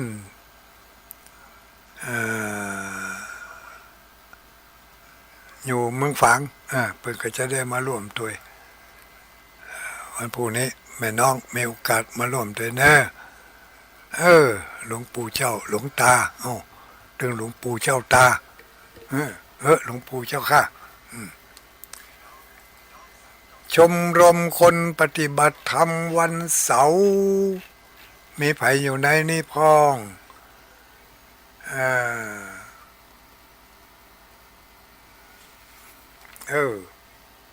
มารับพักปังกำเนิดว่ะมัดละ25 สตางค์ปัดต่อมัดต่อแขนนี่ก็นี่มัด25 สตางค์นี่พักปังมันออกดอกแล้วก็บะเดียวนี่เขายังกำลังได้กินยอดมันอยู่ดอกยังมาบะถึงเถอะพักปังเมืองฝางนี่แกนใหญ่นะต้องไม่มือนี่ถ้าจะล้ำเนาะถ้ามีเขี้ยวนี่ครบกินทบแทบขนาดบ่มีเขี้ยวนี่ยังกินได้อยู่นะพักปังจอก็ลำกาเนาะของกินพื้นเมืองแม่อุ้ยมนฤดียังมาภัยกันนี่มนฤดีกราบไหว้สาพุทธนิมิต วัดห้วยตองซักขอบพระคุณพระเดชพระคุณธรรมพระครูธรรมวาปีนี่นะครับเนาะได้เปิดสถานีทุกวันเวลาจากคลื่นสีขาวเพื่อชาวประชาสายใต้พิสมัยพิสมัยนี่เป็นเจ้าลำปางลูกเจ้าลำปางหนาอันนี้กราบไหว้สาฟังอยู่ชัดเจนดี มีโอกาสวันพูกมาเนอร์คุณน้องพรเอลดีเนี่ยน้องพรเนี่ยเอลดีมันพูกมาเอลเวียงป่าเป้าเนอะมาถึงวัดเฟยไฮก็เลี้ยวขวาเข้าไปเลย ขึ้นไปบนอ่ะไปทิกๆอ่ะจะมีป้ายมีธงให้ได้พอ เป็นสัญลักษณ์ป้ายเป็นใหญ่ๆ ติดข้างทางถ้าเข้าเขตเวียงป่าเป้าแล้วก็ชะลอรถหน่อย ลูกจังใหม่มาก็ประมาณกิโลเมตรที่90ประมาณกิโลเมตรที่90ประมาณนั้นนะเพราะว่า95มันตกเวียงป่าเป้าไปแล้วนั่นก็ประมาณสัก90เนาะถ้าลูกเชียงไฮ้ไปก็ประมาณ90ปลาย95ลูกเชียงไฮ้ไปเนาะอ้าวต่อไปมีไผ่แถมแม่อุ้ยจีนแม่อุ้ยจีนฟังอยู่อ้าวมันพูดมาร่วมตัวนี่แม่อุ้ยจีนเนอโครงการหมู่บ้านรักษาศีลห้าอันนี้ไผ่นี่กลุ่มคลื่นสีขาวเพื่อชาวประชาหมู่บ้านรักษาศีลห้าพระเดชพระคุณท่านพระครูโสพลปริยัติเนี่ยอันนี้เป็นจัดที่ไหนจังหวัดพะเยาวันใดหมู่เนอเป็นจัดที่จังหวัดพะเยาบ้านสถานตำบลภูซางอำเภอภูซางจังหวัดพะเยาวันจันทร์ที่5 สิงหาวันนี้กันเนาะวันจันทร์ที่4 สิงหาคมวันนี้เป็นจัดที่พะเยาบุญนี่จังหวัดพะเยาแล้ววันพรุ่งนี้ท่านพระคุณเจ้าทีมงานชุดนี้ส่วนหนึ่งที่เพิ่นจะได้มาร่วมกิจกรรมกับหมู่เฮาทั้งหลายพายุตั้งพะเยาก็คงจะได้ไปร่วมกับเพิ่นวันนี้เนาะกำลังหันลายของเพิ่นมาเดียวนี่ท่านพระครูโสพลปริยัติถัดมามีไผ่แถมกลุ่มเผยแผ่ภาคเหนืออันนี้ก็อะไรการตะกี้เนาะวันนี้เป็นจัดที่พะเยาลำปางไก่เนาะอยากไปเหมือนกันสาธุเอาใจมาเนอคุณพิสมัยเขื่อนคำแสนเนาะอ้าวคุณยมท้องหน่อยเมืองแป้น้ำท่วมน้ำทากหายไปละก้ามเลยนี่เนาะขอส่งกำลังใจไปเนอแม่น้องอันนี้โดยสเก็ตกาตะกี้เนาะคณะสงฆ์อำเภอเวียงป่าเป้านำเสนอพรุ่งนี้ขอบคุณครับภายขยากินกาแฟพรุ่งนี้มีกาแฟสดเนอติดซุ้มตำบลเวียงมีกาแฟสดไปตั้งไว้หันแล้วนี่นะใครอยากกินกาแฟไปชิมได้เลยถัดนั่นมาก็มีคุณโยมแม่จันสมอินตาอันนี้มาพวกเอาตุงไปร่วมด้วยในแม่จันสมเนอะเอาตุงไปร่วมด้วยไปนำเสนอตุงเล็กตุงน้อยตุงใหญ่ตุงมีหลายตุงพรุ่งนี้ก็นำเสนอกันได้เนอะจะไปลืมเอาเข้านั่งโภชนาอาหารไปโดยติวน้ำไปโดยคนแพ็กโหอันนี้ เป็นรายการมายังโอ้รับสายก่อนเนอไหจ้าเจริญพรเจริญพรสวัสดีวันนี้ยันมาจนถึง9:46 นาทีอันนี้ไผ่หมูโทรข้างอยู่นี่ รับกบาลตอบประกาศขออนุโมทนาคุณกฤษณะคุณกฤษณะแล้วก็นางสาเมยา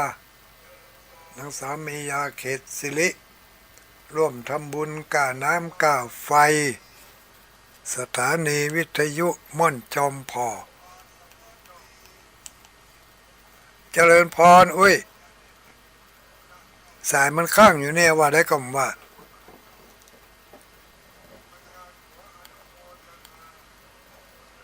ขออนุญาตปิดก่อนเนอะถ้ามาเนี่ยคุณก็เข้ามาได้ขออนุโมทนานางสุจินอภิวงศ์นางสุจินอภิวงศ์ร่วมทำบุญก่าน้ำก่าไฟวัดม่อนจอมพอเจริญพรไปสั่งเจ้าพระลงเลยไม่รู้เอียงฟังให้ฟังเรดิโอจะเจนเจ้าอนุโมทนาสาธุจะตู้ลงเลยนะเจ้าขอบคุณขอบใจหลายๆสาธุเนอไปเก็บมาลำไยเพื่อจิมเนอขอบใจปีนี้กิโล35 สตางค์ก็มีไผ่ซื้อก้าเป็นยังเอามาแปลงปุ๋ยกะน้ำมันก็ไม่เป็นละเจ้าไอ้สาวเจ้าสัตว์เจ้าขอบใจหลายๆรับดีฝันดีโชคดีมีใจ0932722499คุณสุจินอภิวงศ์ร่วมทำบุญกันน้ำกับไฟวัดม่อนจอมพอสาธุอนุโมทนาถัดมาคณะสถาวัดป่าแดงคณะสถาวัดม่อนจอมพอเมื่อวันพระที่แล้วนี่ร่วมกันบริจาคค่าน้ำค่าไฟสาธุอนุโมทนาเจริญพรไผเอ่ยแม่อุ้ยบ้านดินดำชัดเจนดีเนาะเดี๋ยวนะถ้าเขาจะเห็ดต้นวิสาเห็ดแหกเนี่ยนะ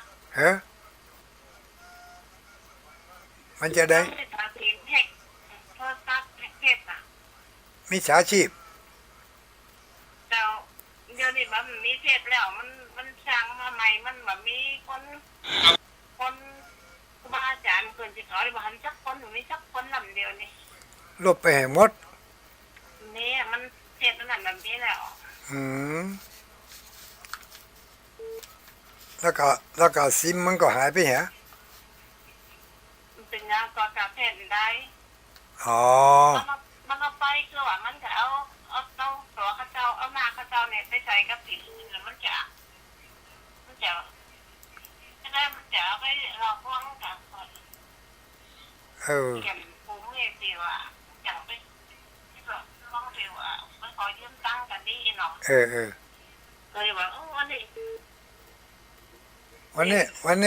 แม่อุ้ยนวลเดือดเนื้อร้อนใจยืมตังค์เนาะเจ้าเนี่ยก็บอกให้เจ้าหมูเจ้าจุ้มเหรอ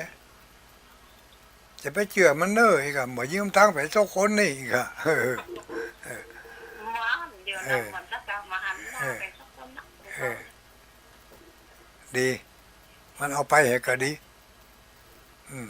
เจ้ามันเอาไปเห็นหรอแปลงให้ไหมปะเลอะปะเต๋อเฮ้ยละอ่อนเขาแปลงให้กู้ขึ้นมาแต่ไม่เจ้าละอ่อนกับมินี่แต่มันเด็กจะไปหาอะไรคนหาไม่อยากมันได้ก็เย็นๆไว้สักวันนึงละอ่อนต้องมาละอ่อนที่มันจังถ้าห้องบ่ฮ้อนอกถ้าห้องบ่ฮ้อนอกตกใจถ้าห้อง บ่รีบร้อนที่จะต้องใช้ก็เย็นๆไว้ มันมาหมดมันมาหันหน้าคนเก่าเลยค่ะ เออ อาจารย์กับหันจักสอนจักองค์อ่ะ ถ้าจะอ่านนี่ก็ต้องไปต่างร้านให้เขาแปลงให้ละอ่อนเขาในร้านเขาแก้ได้ร้านซ่อมอ่ะ เจ้า เมื่อกี้บาทอะนั่งท่าเอากำเดียวนะ เจ้า ไปในเมืองปานนั่นกำเดียวนะ เจ้าเจอวันที่7นี่ จะไปหาหมอจะแวะไปก่อน ดีอนุโมทนาสาธุ ครับ โชคดีมีใจ แม่อุ้ยนวลกำลังแข็งเนาะเจ้าเมืองปาน0932722499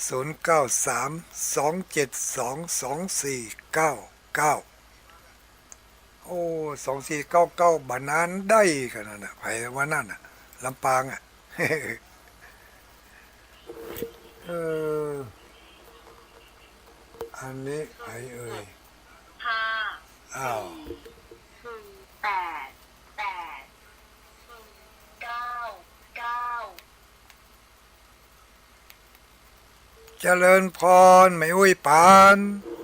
ธรรมัสประกาศเจ้า เออสบายดีเนาะอุ้ยปานเนาะ สบายดีเจ้า เออก็ตึง เจ้า ก็ตึงหาพักกูดว่ะ ก็ต้องหาพระกูด ไม่อุ้ย พระฝัง พักปังไงไม่อุ้ยจงดีเอามาหล่อนี่ นะ เอาพักปังมา ไปเอาพระฝังไปฝากอ่ะ ไม่เอาเนาะ มาได้ไปจ้ะเจ้าเพราะ เอ ว่า อ จะได้ไปหาหมอเจ้า อ๋อเปิดห้องก็ไปเหรอ เจ้า ไปลึกไปลึง เจ๊รอเจ๊ลุงเทพมาก่อน เพื่ออันกำลังมีงานหลายอย่างอยู่เนาะ เจ้า เดี๋ยวนี้ก็ฟังอันนะก้าเจ้ เจ้าฟังเจ๊ฟังเทพนะ น่ะก็มาฟังกรุงเทพปุ่นกะ จะให้ฟังอยู่นะ ลักฟังอู้กันไปหู้เนาะ เจ้า อนุโมทนาขอบคุณขอบใจ เจ้า ฝากความขอบใจไปทุกคนด้วยเนอะ เจ้า เอ้าสาธุสาธุ แม่ของหนู สาธุสาธุโชคดีมีใจกันกูคู่กูคนรับดีฝันดี0932722499เจริญพร น้องก็พังอยู่เด้ออยู่พะเยาให้มันไกลเด้ออยู่โมทนาสาธุก่อนเด้อ สาธุสาธุอยู่บ้านหยังบ้านพะเยา ได้ปอนหลวงปอมได้ดื้อพังติ้งกูจำมันเลยเจ้าไม่จอมเจ้า อ๋อ พะ แม่ เยา ต้อ เจ้าม ต้อมพะเยาชัดเจนดีอยู่เนาะ ชัดเจนดูได้ยิน ฟังกูต้นกูองค์เนาะ ฟังกูคืนกูโดนกูองค์เจ้า อันน่ะเก็บเล็กผสมน้อยตัวนั่นก็ได้น้อยตัวนี้ก็ได้น้อยอีกอะ ได้ขอได้บุญอย่างเยอะนะเจ้า แม่นได้บุญอย่างเดียว นั่งภาวนาแล้วเกิดได้ฟังเจ้า ภาวนาแผ่เมตตาไปเหรอ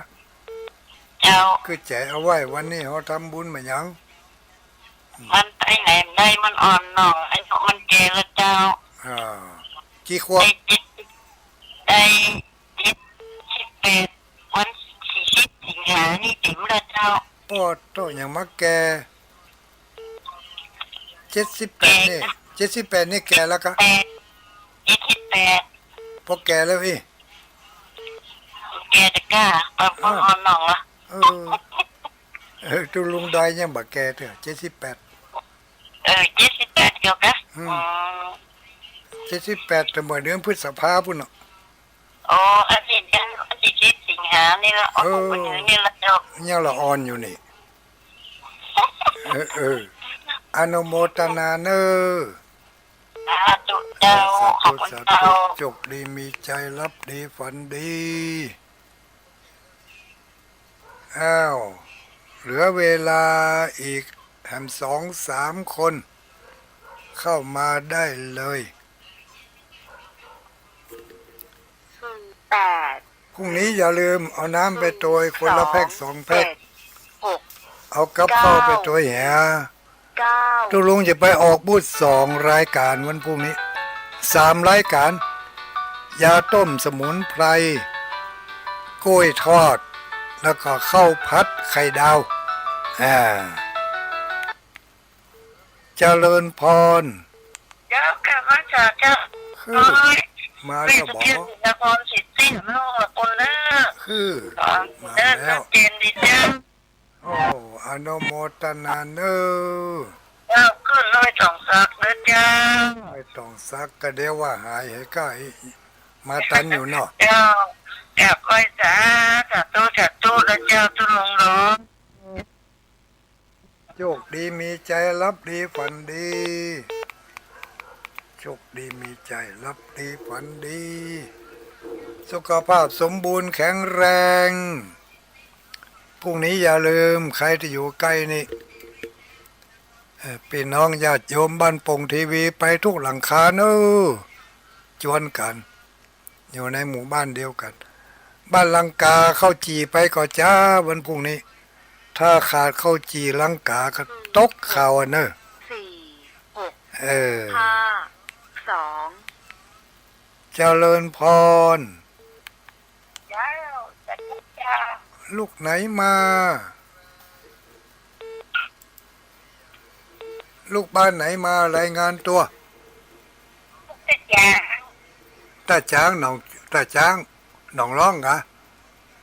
เจ้าไม่น้องเจ้า เออแม่น้องบ้านหนองจอมตาจ้าง ไม่ใช่งานอันจ้าที่คุณไปนอนดังนั้น โอ้มีงานโครงการหมู่บ้านรักษาศีล5บอกก็เป็นอาชีพล้อมาตั้งหลับปูนโต้ยมาเอาลำย่อย เนาะ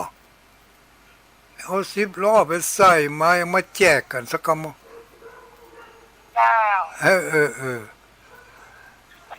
ออไม่เป็นไรเอาฝากไว้ให้ก่อนวันหน้าจะให้กับแม่ไปกินสักแกน2 แกนเนาะสาธุ แต่ เอาเข้ามาใหม่เลย21:58 หมดเวลาเนาะ 7 เดี๋ยวสถานีจะหนีละโอ้ย